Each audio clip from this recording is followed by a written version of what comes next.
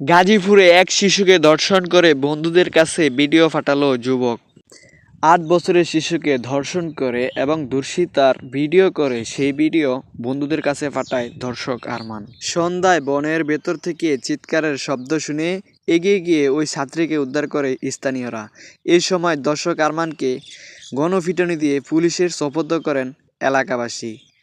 শিশুটি জানায় তাকে ধর্ষণ করে মোবাইলে দৃশ্য ধারণ করেছে আরমান। পরে পুলিশ তাকে উদ্ধার করে হাসপাতালে পাঠায়।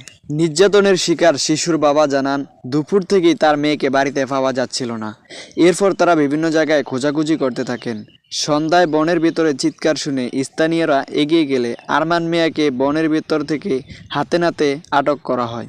গণপিটুনি দিলে সে স্বীকার করে কয়েকটি ভিডিও ধারণ করে তার ৩ বন্ধুর মোবাইলে পাঠিয়েছে। শ্রীপুর থানার ওসি শামীম আক্তার বলেন, ধর্ষক আরমানকে পুলিশের হেফাজতে আনা হয়েছে।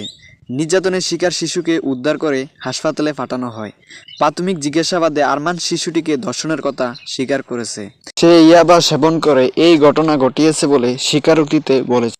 অন্যদিকে একই উপজেলার মাওনা উত্তরপাড়া এলাকার বাবে জান্নাত মাদ্রাসা নামের একটি শিক্ষা প্রতিষ্ঠানে ৭ বছরের এক শিশুকে শ্লীলতাহানির অভিযোগ উঠেছে। এই ঘটনায় মাদ্রাসা শিক্ষক আব্দুল মালিককে গ্রেপ্তার করেছে পুলিশ। স্থানীয়দের অভিযোগ, মালিক দীর্ঘদিন ধরে মাদ্রাসার শিশু শিক্ষার্থীদের সঙ্গে অশালীন আচরণ করতেন। সর্বশেষ ৮ বছরের এক শিশুর সঙ্গে তার অশালীন আচরণের বিষয়টি শিশুর পরিবারের সদস্যরা জানতে পারেন। ঘটনাটি জানাজানি হলে শনিবার রাতে ক্ষুব্ধ স্থানীয় জনতা মাদ্রাসা থেকে অভিযুক্তকে ধরে গণধোলাই দিয়ে পুলিশে সোপর্দ করেন। একই দিনে দুটি ঘটনা উপজেলার মানুষদের মধ্যে তীব্র ক্ষোভের সৃষ্টি হয়েছে। দোষীদের দৃষ্টান্তমূলক শাস্তির দাবি জানিয়েছে স্থানীয় এলাকাবাসী।